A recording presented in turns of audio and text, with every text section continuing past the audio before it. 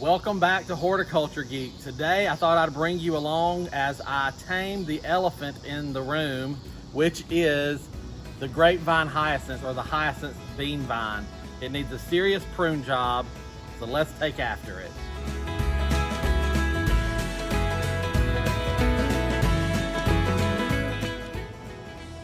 All right, everybody, again, welcome back to Horticulture Geek. My name is Ray, and today we are going to be pruning a grapevine hyacinth. Now, I know that new gardeners out there especially, and maybe even some older gardeners who haven't interacted with this plant, can get nervous when it comes time to prune something that you've babied and loved and nurtured all season long.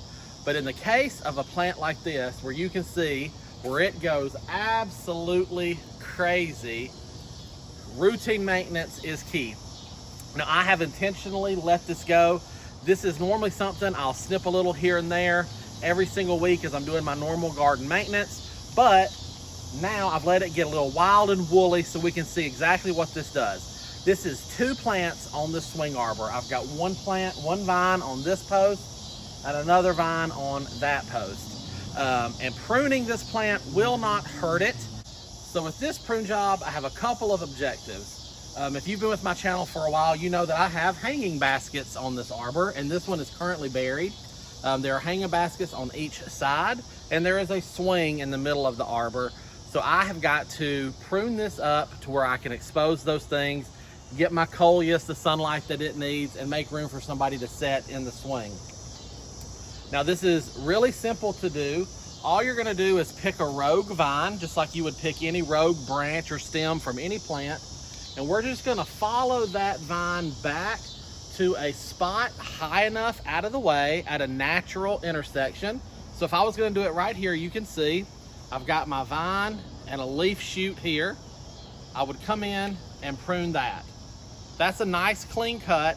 But in this situation, I wanna do this way farther up the vine so that I can get that whole stem out and open up this plant. So now I'm just gonna kind of set you up and let you see as this takes shape.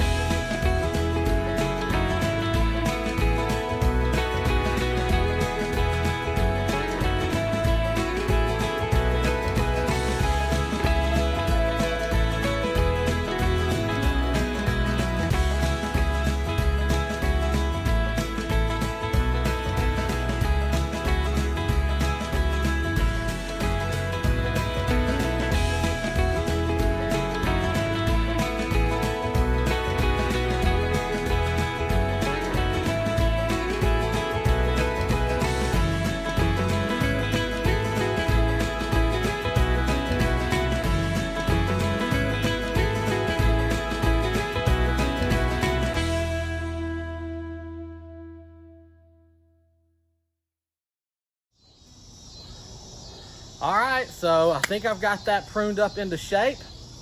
It looks better to me. So, you know, you don't have to shoot for perfection here. There's no such thing as perfection in the garden. So that's one thing that if you're new to pruning a vine or pruning something else, never seek to find perfect. You will never find perfect in the garden. Just look for something that is pleasing to you, the shape that you want. Like I said at the beginning, I had two goals. I wanted to uncover my hanging baskets and I wanted to uncover my swing and then just give the arbor a general shape. So I feel like I've accomplished those goals, and if you have a similar project, you can accomplish your goals as well. Don't ever be scared to take after a plant, especially a plant like this. For me and for most of the country, hyacinth bean vine is an annual vine. It's something that's gonna die in the wintertime anyway. So don't be scared to take after it, prune it up, get it back into shape so that you have something pleasing in your garden that makes you happy, that you want to enjoy.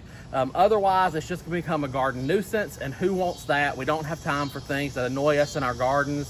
So have the freedom to get after it, make it something that you want it to be. I hope you've enjoyed this video. I hope it has inspired you. And if you've never planted this plant, I've talked about it before in other videos, give it a shot. It is a fantastic annual vine that is a quick grower that will absolutely cover an arbor or a fence or something of that nature, but it's something that you don't have to worry about being invasive or taking over in most of the country because it will die in the winter. Again, I hope this has inspired you and you've enjoyed it. If you haven't hit that subscribe button, go ahead and do that. But until next time, from my garden to yours, I wish you all the best and happy gardening.